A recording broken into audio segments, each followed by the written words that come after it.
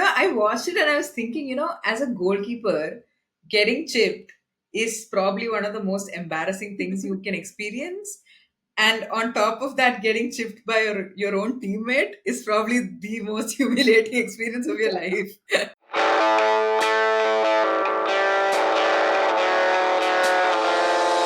Hello, everyone. Welcome back to our channel, All About the W. My name is Kai. As always, I'm joined by my co host, Ash. Hey, Ash, how's it going? Good week to be a Spurs fan, maybe? Good. I mean, it's been a good week to be a Spurs fan for sure. Winning a derby game is always fun. And this is the last victory I see in the next 3 weeks. So, it's nice to have some points in the bag. Yeah, I think it was very important for Spurs to get that win against West Ham, right? But how have you been otherwise? Life and such? Oh, it's been a fun time. I'm just happy to have so much football. Like I'm watching the WSL, the Premier League. It's all been really fun. Arsenal dropped points both in the WSL and the Premier League. Um, and my hatred for Arsenal almost competes with my love for Spurs. So Right. that's always nice to see. Yeah, excellent. Yeah, I think there's nowhere really for us to start than Manchester, I suppose, with this week's review. So let's get started with the United Arsenal game. So the game ending 1-1 at Lee Sports Village, goals from Alessia Russo for Arsenal and Melvin Mallard for Manchester United. What did you make of this game, Ash?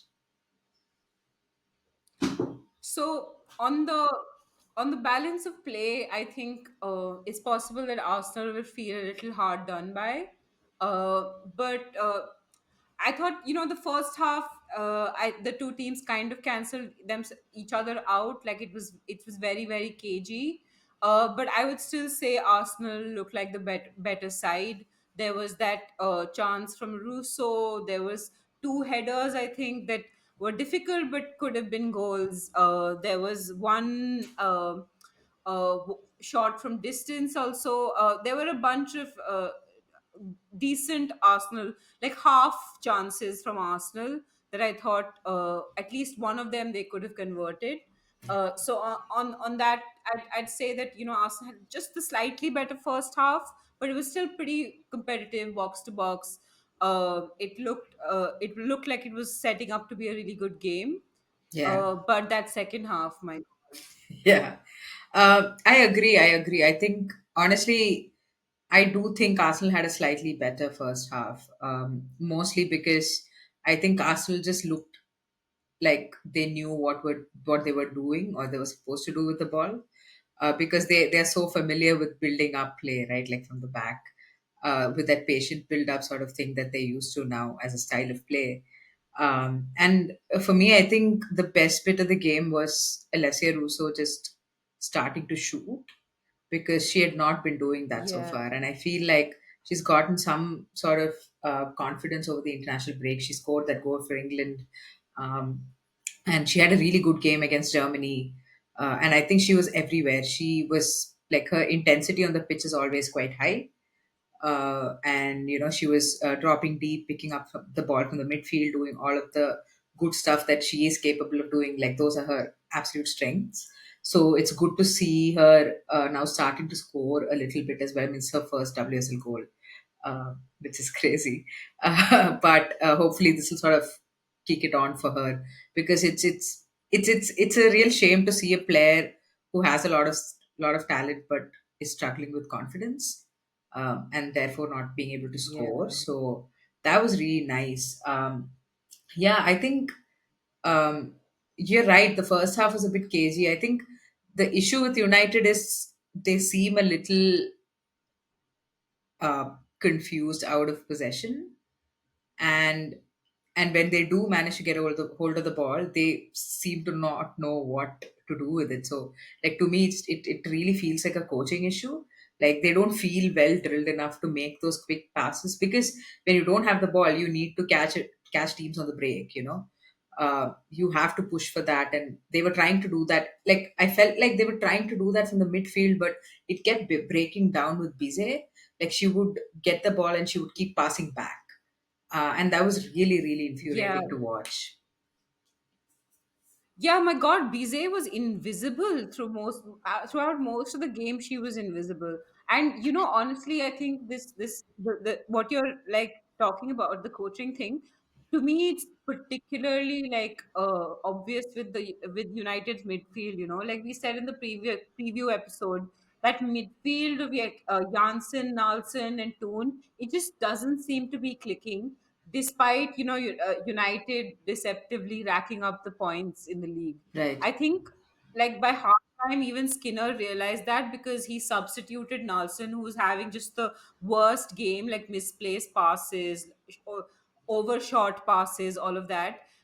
He substituted her for Wujo, and then Toon almost immediately after for Mallard, but that seemed to make it worse because Arsenal just had United pinned in their half Yeah. for like a good 25 minutes. It Yeah. was mad. Like to like for me, it was only like when Jason Williams came, that was like at the 80th minute or something Yeah. like that. 75th It's minute. only Yeah. when they came that finally, like those two were the only two United players that were showing some like courage to progress the ball despite Arsenal's press. And that's when like United finally got back into the game, I thought. Right. Yeah, I agree. I think I also think in the 75th minute, Fallon Tallis Joyce took like a tactical timeout. Like she went down Yeah, with yeah. like a cramp or something sort, and like it gave players time to kind of Cramp. a cramp, yes. And something I do like a lot about JS is that she's not had the most successful time at United. She's just not clicked in, and that seems to be continuing this season. She's not getting starts or anything. But the good thing about JS is just she's so willing to run at defenders, and that's always scary, especially with her Brazilian feet. She has some good feet. Like it's just the decision making. That's the problem. So yeah, I like it. It makes sense that Jay's coming on made that difference because she can like spin You defenders know, quite easily. like she strikes me as a sort of player who would do really well in a system. Like if Hmm. you sent her to Spurs, she would be amazing. The problem is that Skinner, he plays the opposition rather than like a style of play or a Hmm. system per se. Right. And I think that's the problem, because she needs she needs instruction on like what she needs to do, because once she gets that, she has the individual quality to shine within those instructions. Yeah. So I think it's a like, I think with a lot of these players it's a coaching issue, because Hmm. even Bizet is similar, in that sense as well.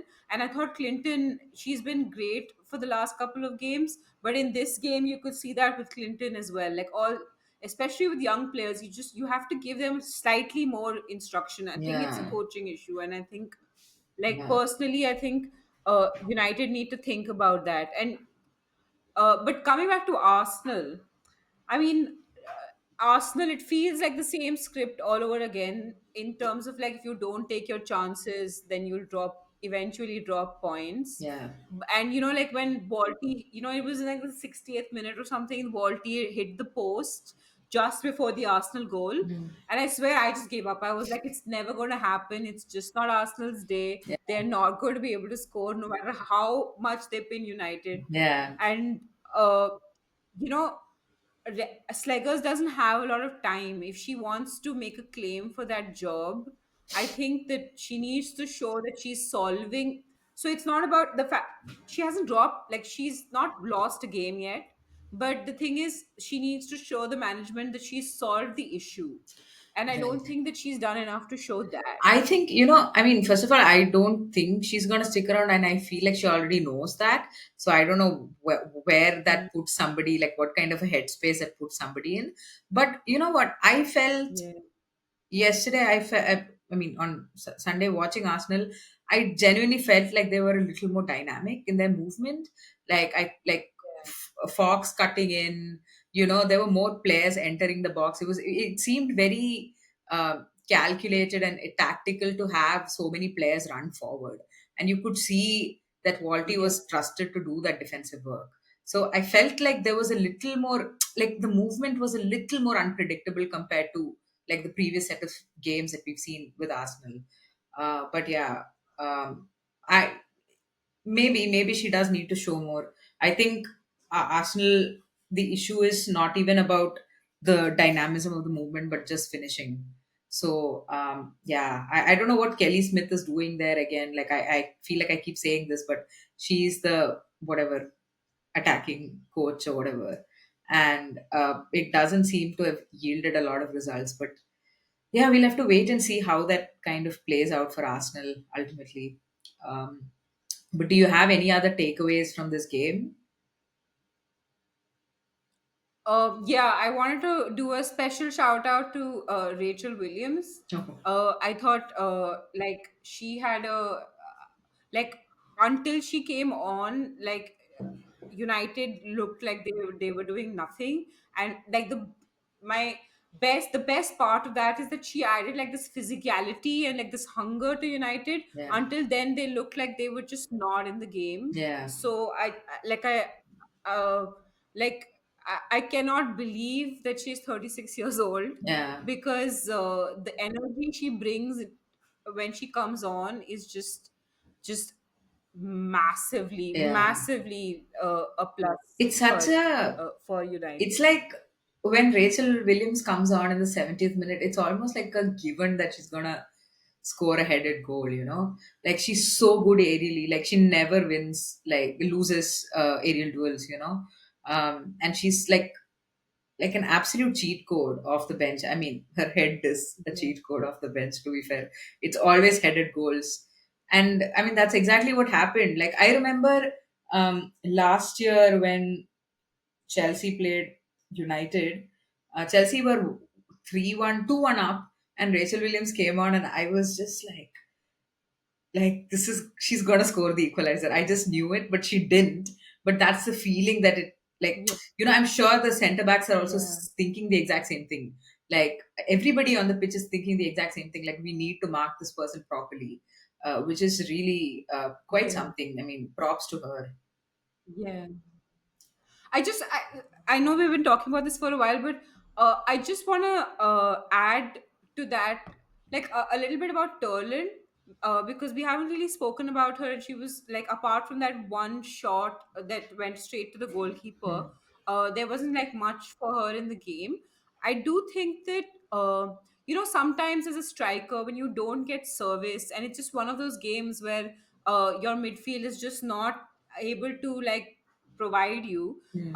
sometimes it makes sense, just you can see them struggling, come back, help them out, like Yeah, instead of being, just because you're told that you have to stay there and wait for service or whatever. yeah, Sometimes you have to use your like footballing knowledge also yeah, to just tactically make that choice. Also, if you're not doing that, if you're not coming back to like help them out and try and win the ball and all of that, you can, there are other ways to contribute, like uh you can contribute by pressing, like the Arsenal players were pressing. If hmm, United had sort of like moved a little bit forward, just a little bit forward, yeah, and set their line up a little bit forward, that could have been amazing. That comes from the striker, right? Because yeah. where the striker stands sort of Leads the determines press, the right? entire shape of your team. Yeah, and Yeah, they it were leads the sitting press. so deep at one point. I was just like, Turland was literally like where like your defensive midfielder would be. So they were sitting so deep.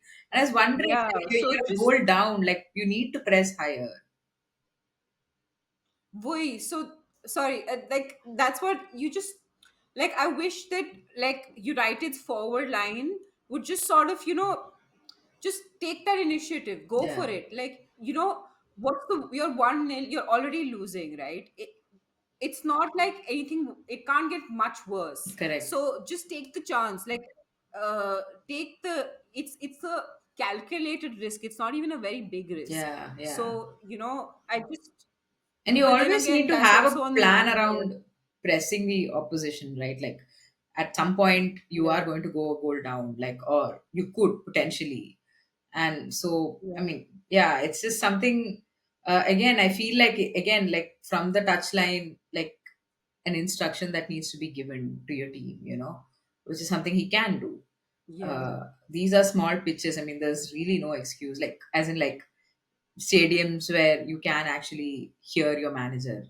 Yeah. Um, so I mean, to be fair, United did manage to get points out of this game. yeah, So it could be argued that it worked. I think most United fans would be happy to take a draw against yeah, Arsenal, but it was slightly funny because in the second half, all the fans were singing "Arsenal get battered" everywhere they go, yeah, while Arsenal had United pinned to their box. It was just that yeah, contrast was really yeah, funny.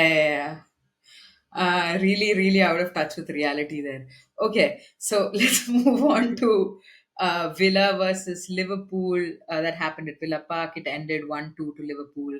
Goals from Gabby Nunez for Villa in the 49th minute, and two goals from Taylor Hines in the 26th and the 43rd minute. Yeah, this was a really interesting game. I think honestly, very, very happy to see Taylor Hines scoring. She's actually made her debut for Jamaica. I think the commentator mentioned that like 10 times, but she has made her debut for Jamaica, and I think she is a really promising fullback, and it's really exciting that she's getting to play on the international stage now as well. But Yeah. also very happy because Taylor Hines is on my fantasy team. So two goals from a defender is just uh, so, but yeah, I think this game was like a little cagey in the beginning. Like like for the first 5 minutes, it seemed like maybe Villa might get the upper hand, but my God, did Liverpool just like bulldoze them in the first half? Like they could not string like three passes together. It was just so bizarre to watch. Like Liverpool just kept intercepting passes. They really, like, honestly, Villa's midfield genuinely needs some like rejigging, because that midfield of like pivot of Misibo Kearns and Jordan Nobbs is just not cutting it at this point. It just feels so lightweight, and you could see the difference when Stanford did come on. But credit to Liverpool, because I felt both the goals were really well worked, like back to front. It was really nice to watch, and it was good to see Grace Fisk also get a start. I'm a big fan of hers as well. So yeah, Yeah, I mean, like I understand what you're saying about Stanford because like when because I like personally I'm really not sure why she isn't starting. I think she's great. Like she can hold on to the ball, and that's like something Villa really needs in that midfield, sort of to get control of the game and possession and stuff. Because like you said, they couldn't string like three passes together, and she got an assist for the goal, yeah. so that's It a was plus. mad. Like they came back after halftime. DePaul made like three substitutions at halftime, and suddenly like Villa were playing like prime Barcelona, and it made perfect sense. They were like making short passes, and suddenly the ball was sticking to everybody's feet. It seemed like a very simple solution, and suddenly they looked like a well-oiled machine. Before it was like somebody would make a pass behind when a player is making a run and things like that. Very like you could see there was like miscommunication. But once these three came on, I think it was mailing Mary Taylor and Lucy Staniforth. And yeah, Lucy Staniforth is somebody who can bring that strength to your midfield. So I wouldn't be, I don't know if her minutes are being managed, or what the deal is, but I wouldn't be surprised if she makes a start in the next game. But yeah, I mean, suddenly in the second half, it just went box to box, and the goal, Gabby Nunes, I thought she took it well. And then again, like I think Villa did have the momentum after a point. I felt like Liverpool were like kind of Yeah. defending for their lives. But yeah, ultimately they did manage the game well. I think they'll be happy with the result, because I don't think they would have been happy with dropping points against another like bottom half of the table team, which they've already done a little bit already. So Yeah. yeah. Okay. That's Hey, it's good for the league, I think. yeah, it really is. It really is, and that match was genuinely fun to watch, because it was really one of those cliched game of two halves kind of thing where Liverpool were squarely on top in the first half, and it's not they were not creating much, but they just had the ball, you know.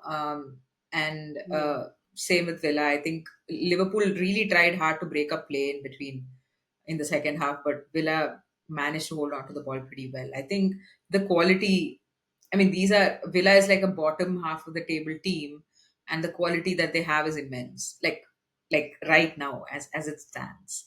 So yeah, it really is good for the league. Okay, now the next fixture that we want to discuss is Spurs versus West Ham.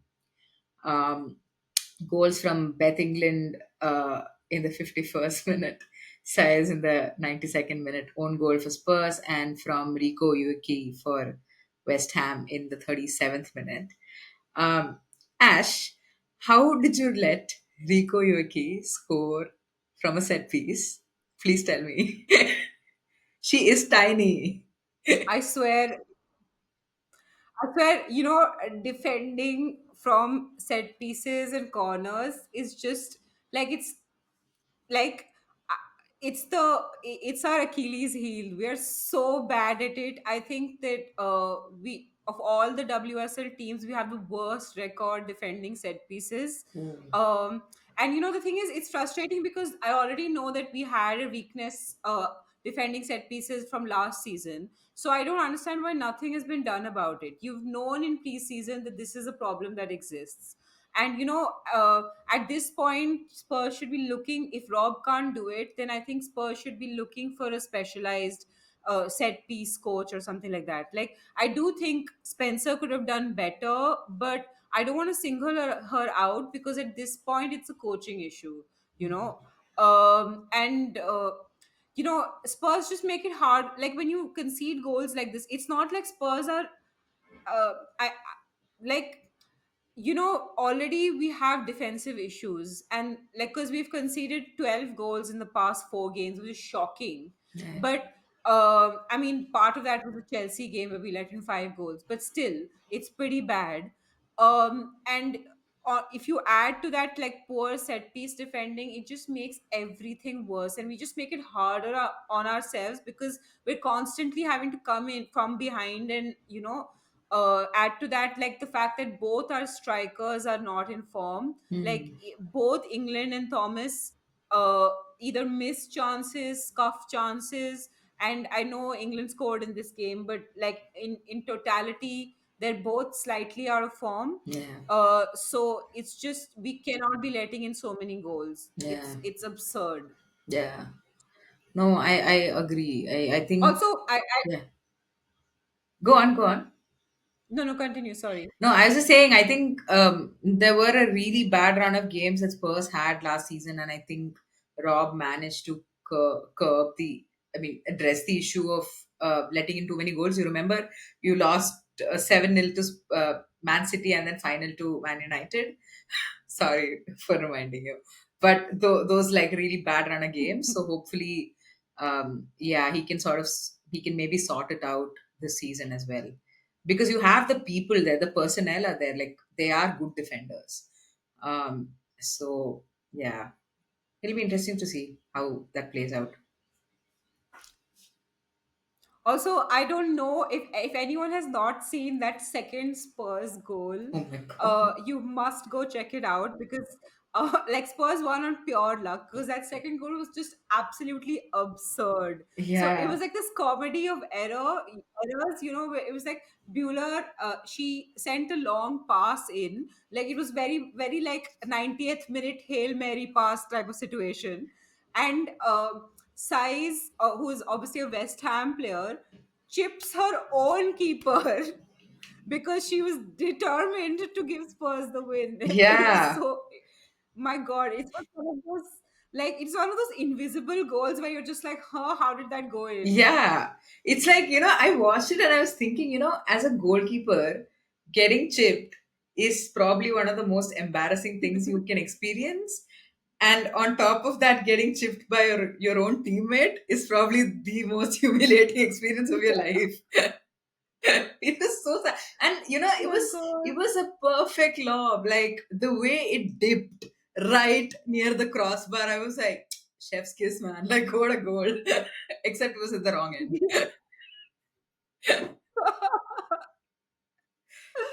Oh, Yeah. and I do have to say shout out to Ella Morris. She looked very promising when Yeah. she started this game, and a good progressive defender, and very we do need players like her. She looks ambitious, young, fit. I thought it was a good start for her. I mean, nothing to write home about, but Hmm. a good game, I think, for her. That's great. Yeah, she's a very promising young talent. So hopefully she gets more starts so that we can see what she's about in the top flight. Yeah. Yeah, she just looks brave, like she's constantly looking to go forward, and that's what you want, right? Like, especially in a team like Spurs, where you Yeah. clearly can't defend, so it's best to just outscore your opponent. Yeah. Yeah. Um, okay, so the last fixture of the weekend, Everton versus Chelsea. Ash, do you want to take that? No, Huh? there are No. two, but Oh, no, no. there's Yeah, we Brighton have two Leicester more as to well. But discuss. like, Sorry, yeah, sorry. I forgot about that. Oh. um, um, yeah, yeah, Chelsea fans just like only Chelsea Only exists in Chelsea for this us. Yeah, universe. yeah, yeah. We only see blue. Yeah. Yes. Um, Yeah, my God, Chelsea. Chelsea are just frightening, okay? Sonia Bompastor is basically Oprah Winfrey. She's like, you get a goal, and you get a goal, and you. And like, Chelsea's had 13 different goal scorers this season. And I Yeah. feel like Sonia has unleashed them on the universe, like, unleashed Chelsea.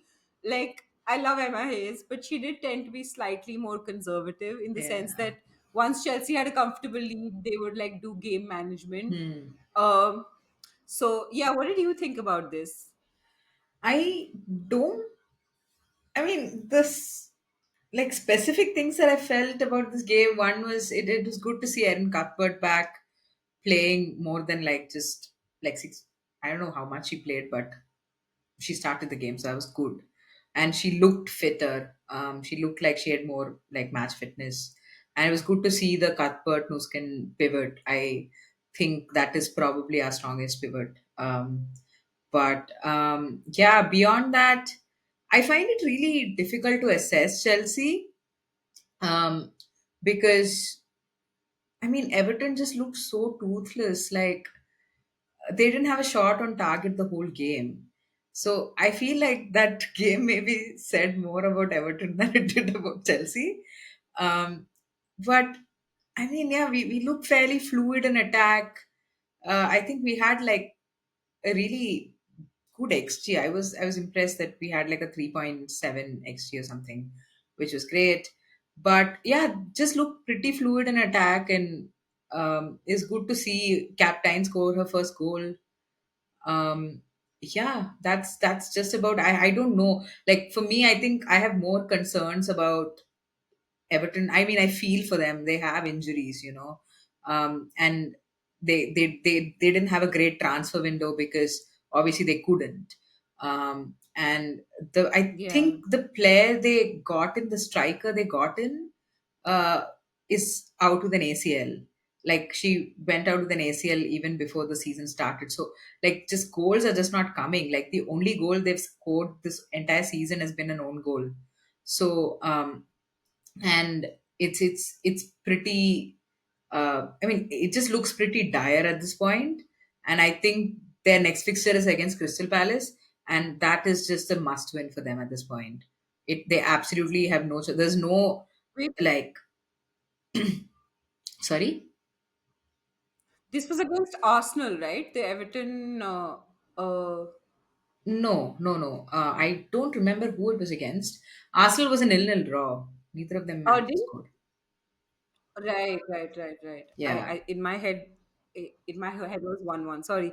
yeah, Um, so the thing about Everton is Everton are bad. Like, let's admit it, their financial situation doesn't allow them to get better. yeah. But I I do think that Chelsea made them worse Hmm. because Che- like Chelsea were hunting in packs. They were just so prolific Yeah, that it was just like, generally what happens is eventually somebody makes a mistake. There's a give for like 5 or 10 minutes, and a team that's worse off will have the ball and yeah, manage to sort of progress it for like that brief moment of time, because you can't be in control of the game for a whole 90, right? yeah.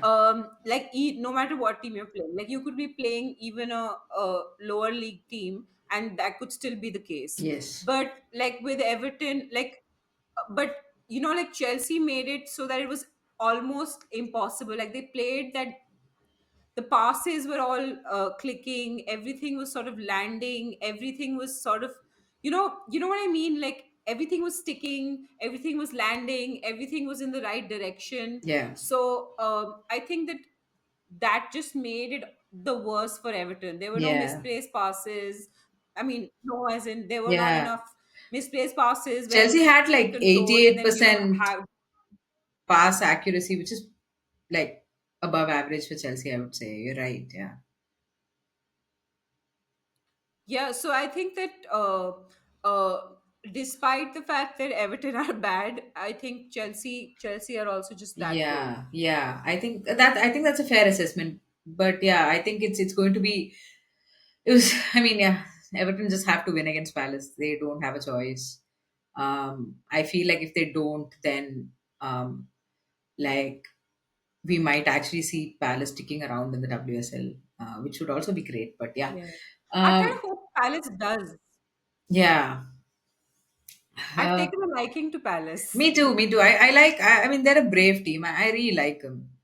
And Yeah, maybe we can move on to the Man City Palace game if that's okay with you.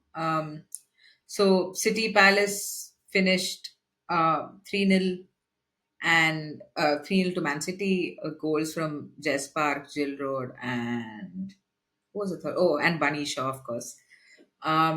Yeah, it was. I really don't have much to say about that game. I just think again, City created a lot of chances. I feel like they could have easily been like 3-0 up by halftime. But yeah, I think City, like Chelsea, are really powering through at this point. Uh, I think they kind of maybe emerging as the two title contenders right now. yeah. I mean, of course, Chelsea will eclipse City if they beat United. I think is the game you have in hand. Correct, yeah. Uh, um but like it was, I thought it was just another day at the office sort of situation for City. 3-0, job done, we move to the next game. I'm just happy Bunny Shaw scored because I got fantasy WSL points. Right. So Oh, same here. She's my captain. yay for me. Yeah. Yeah, Uh, mine too. yeah. So the last game that we want to discuss is the Brighton versus Leicester game. It finished 1-0 to Brighton. Nikita Paris scoring the goal in the 20th minute. Yeah, in this game, Ash, I just feel like the scoreline really does not reflect how well Brighton performed. They were quite dominant in this game. And I was just looking at the XG for this game, and Brighton had an XG of 1.6, which is great. But Leicester had an XG of 0.1. Um, so they practically did not create anything. I don't know if they had a shot on target, like I have no idea. But yeah, it was really, really poor from them. They really need to figure out a way to, yeah, their coach has like a lot of work to do with the team. Yeah, honestly, like I'm not. a big believer in like XG, but having a 0.1 XG just seems inconceivable to me, because even if you just like shoot the ball in the direction of the goal, or like if you have some like gameplay in the opponent's box, Yeah. that's enough to get more than a 0.1 XG. That's just Yeah. mad. It's a But bit crazy. I'm Yeah. glad I'm glad that Nikita Parrish scored again, because this is the second consecutive game that she scored in. So she's clearly serious about giving Weigman a headache, a selection Yeah. headache. Yeah. Yeah. And I'm glad to see that she's starting games and that she's in form. Yeah. I think she's yeah, I think she's definitely like a confidence player, and it's good to see her. And I think Brighton really were looking for like a replacement for Turland, because I think like a lot of us were concerned for Brighton when Turland left, because she was like their focal point in some ways, and to have and with Paulina Bremer out as well. I don't know how long she is out for with injury, but yeah, it's good to see Nikita Paris scoring some goals. I think that just about wraps up our review for Game Week 6. So we can do some predictions now, Ash, maybe? Yeah. Yeah. So next week we have Arsenal versus Brighton. Ooh, I think that would be a really interesting game. You know what? But it's at the Emirates, right? So I think possibly Arsenal would just about clinch that. I'm going to go 2-1 Hmm. Arsenal. I think so too. I think it's going to be a really interesting test for Brighton, because, like, again, Arsenal are also like a possession based team, and Brighton want to play in a particular way. So it's going to be interesting to see that matchup. I agree. I think I'm not sure if Arsenal are going to score 2 goals, so that's a big ask. So I'm going to say 1-0 Arsenal. Yeah, the second one is Man City Tottenham. Stuff of your nightmares. Oh my God. Um, okay, 5-1 City. Of course. Okay, I'm gonna be a Spurs fan, and not predict a draw for my own club. Let's go. 2-all draw. Oh, I'm going to say 2-1 Spurs. What? Yes, That's mad. yes. I feel like the West Ham game is a wake up call, and Rob's gonna be like, guys, we need to get our shit together, and they will channel that FA Cup semi final energy, whatever that was, and yeah, beat Man City. I just really want to see Man City lose. But Yeah. anyway, I'm manifesting it. Let's see. Liverpool versus Chelsea. This could also actually potentially be really interesting. But I'm gonna go 3-1 Chelsea. Yeah, I'm really nervous about this game. Not gonna lie, it was this was like that. This fixture was that crazy one last year, where it ended Yeah. 4-3. Like Gemma Bonner scored like three-headed goals or something. God knows, they just scored like 3 goals off of set pieces. It was mad. Um, Yeah. I I Also, I don't think I said this during the thing, but like I demand, and if I did, it bears repeating. I demand a Sonia Cam, because like when she like when Chelsea score, it's just like the contrast between like the players celebrating and Sonia just standing there like this, yeah, totally deadpan, crossed her arms. yeah. It's just, it's so funny in my head. So I really hope that there's a Sonia Cam Yeah. trained on You know what trained I on her. need? I need to see her reaction to us conceding goals, because I'm sure her face will not be deadpan. I'm sure her face will be murderous. She'll be like, I'm gonna kill all of you. But yeah, I think maybe the Liverpool Chelsea game, I think Chelsea will win it. I think maybe 2-1. 2-1 is a good score line, I'd say. Um Crystal Palace versus Everton. Oh wow, this is one. I think Palace. I'm going to go 2-0 Palace. Ooh, nice. I'm gonna go 1-1 draw. Yeah. Oh, nice. I kind of want Everton to win it because I just pity them so much. I was like, can you please win again? Yeah. West Ham versus Leicester. Just Um, West Ham versus Leicester, another one of those games where yeah, actually, honestly, I don't think anyone wants to watch this game. It's going to be boring as hell. They yeah, both just don't come out of their own half. Um, I'm gonna go West Ham 2-1. yeah. I'm gonna go West Ham 3-0. I feel like they're gonna 3-0. just like yeah 3-0. Leicester just don't seem to have goal scorers. It's a bit of a problem. Anyway, Manchester United versus Aston Villa. Unfortunately, I think United will win this unless Villa get their midfield in order. I'm gonna go. I'll go 3-1 United.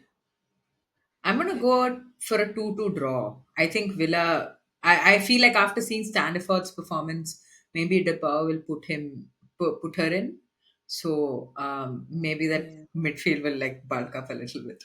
But yeah, so that's our prediction for next week. I think a really interesting set of fixtures. Which ones are you looking forward to the most? I think the Arsenal Brighton one is exciting. Um, and I Yeah, I suppose think that's the most thing. there are a few good ones. Crystal Palace Everton could be exciting. Um, I Yeah. think Liverpool Chelsea, I'm very sure will be I exciting. think Liverpool Chelsea, honestly, Liverpool Chelsea, I think uh could potentially be really exciting. And Yeah. honestly, even United Villa looked to me to be Yeah. quite interesting. Yeah. It's gonna be a fun week of football then. Amazing. Yeah. So I think that just about wraps it up for us guys. So as always, just want to remind all of you to subscribe to our channel, like our videos, leave some comments, some thoughts on our discussion, but also on the WSL in general. We'll catch you next week. Bye bye.